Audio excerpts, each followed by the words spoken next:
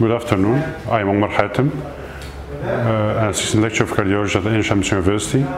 Today is 15 March 2020, and our first case is a 68-year-old man. He has type 2 diabetes, controlled. He has a complaint of palpitations since 10 years, and this was only causing mild symptoms. But it progressed over the years till around from 1 year ago. It comes every 2 weeks, and he has multiple IR visits, and he took IV isopten, calcium channel blocker, to terminate the tachycardia. His ECG is normal during rest, and during tachycardia it is supraventricular tachycardia, narrow-complex tachycardia, 150 beats per minute, which is a short RP tachycardia. His echo is within normal, and we now proceeded to an EP study and possible ablation. This is the fluoroscopic images of the study. This is the right anterior oblique view, 30 degrees, showing the 3 catheters that we used. This is the vertebral column shifted to our left, so this is an oblique view, right oblique view. The catheters are identified by the electrodes at its tips. So here it is 4 electrodes. It's a quadripolar catheter. This catheter is a decapolar catheter. And the third catheter is an ablation catheter. This tip is bold, and here we can see the tip of a sheath, a long sheath, used for fixation during ablation. This catheter is a HIS, the quadripolar catheter. The decapolar catheter is in the coronary sinus, and the ablation catheter is in the ablation site. Here the ablation site is the lower part of triangle of Koch. It is a line between the coronary sinus os, the HIS, and the tricuspid valve. This is the triangle, and we are in the lower part of the triangle, which is a place of the slow pathway of the AV node, and the site of ablation for the AVNRT, the typical AVNRT. The next view is, this is ablation site. The next view is the LO view. It's LO view 35 degrees. This is a HIS catheter, this is coronary sinus catheter, and this is ablation site. You notice it is a septal position with good contact. This slide shows ventricular pacing. Here we insert the HIS catheter into the ventricle and performed V pacing to serious grid conduction.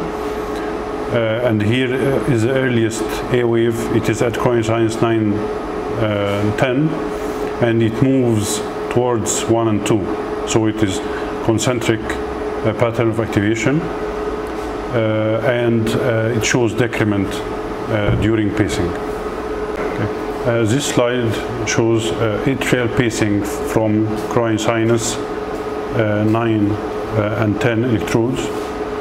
A train of 8 beats, then extra stimulus showed a sudden increase of the AH interval more than 50 milliseconds, and demonstrating a slow pathway.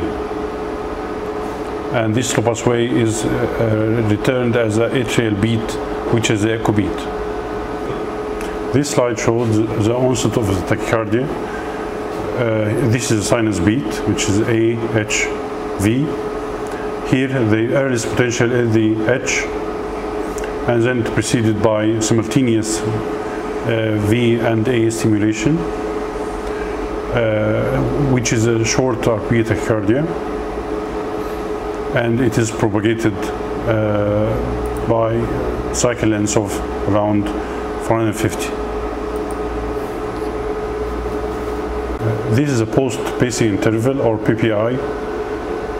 We are pacing the ventricle during tachycardia, but by a cycle length slightly shorter, and the post-pacing interval is around 560. So it is around 110, the difference between this interval and the tachycardia cycle length, which suggests AVNRT.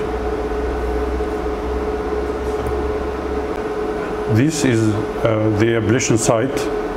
If we focus on the ablation catheter, electrode 1-2, here we notice a short or a small A signal and a large V signal, and it is relevant or corresponding to the fluoro images. We began ablation here, and then we noticed the onset of a junctional beat. This is a junctional beat, which these two junctional beats actually. This is his potential preceding the simultaneous A and V stimulation, and this is a slow junction rhythm, and this is a successful outcome for the ablation site.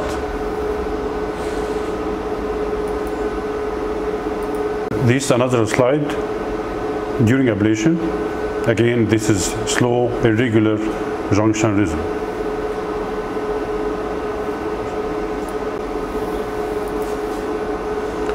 This is a post-ablation study in which the AH interval by extra stimulation was 118.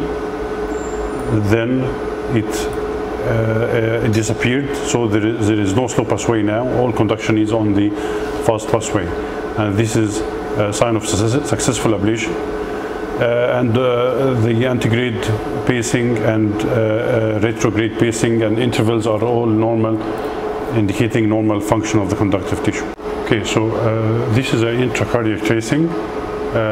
This is the beginning of the study. The above three panels is surface ECG, lead 1, AVF, and V1 at 200 millimeter per second speed. The surface ECG shows a dominant R in V1, so it's right bundle, and it was induced during coronary sinus catheter positioning. These green lines is the coronary sinus catheter, and this is a signal, and this is a blunt V signal, and this is a His catheter with a sharp His deflection seen.